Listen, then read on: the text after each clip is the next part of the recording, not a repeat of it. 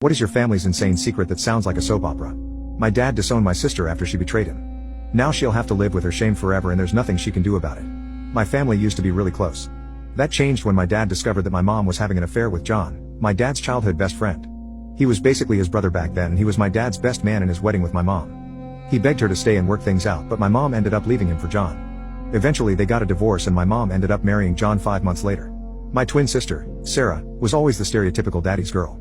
My dad spoiled her a bit more than the rest of us and she was basically his shadow back then. That's why it was really surprising to us when Sarah chose to stay with our mom after the divorce. Back then me and her were the only ones to still live with our parents since our 4 older brothers moved out. I chose to stay with my dad and Sarah chose to live with mom. On the weekends, she'd come to stay with me and dad and I occasionally went to my mom's house. To say that the divorce and my sister choosing to stay with mom screwed up my dad is an understatement. He tried to act like he was okay in front of us but every single day for the year following the divorce, I could hear him cry himself to sleep. After the divorce, the relationship between Sarah and my dad didn't change that much.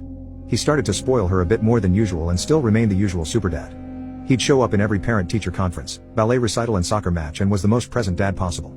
Things started to change when she suddenly changed her mind about med school.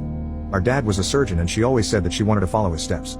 But, my mom and John ended up pressuring her to change her career path to become a lawyer as mom and John are both lawyers. During her studies, John started mentoring her and they became really close. When she finished her education, he got her a job at his law firm. Then things worsened even more. In 2017 Sarah got married. My dad was absolutely thrilled about her wedding and he gave Sarah a blank check for her dream wedding. He was really excited because Sarah was his only daughter and I always remembered him talking about walking her down the aisle. At every wedding we went to, he always said to her that he couldn't wait for the day to walk his little girl down the aisle. One day before the wedding Sarah drops the bomb that my dad and John will be walking her down the aisle together. Well, my dad is the most non-confrontational person to walk on this earth and she expected him to just suck it up. He didn't do that and they got into a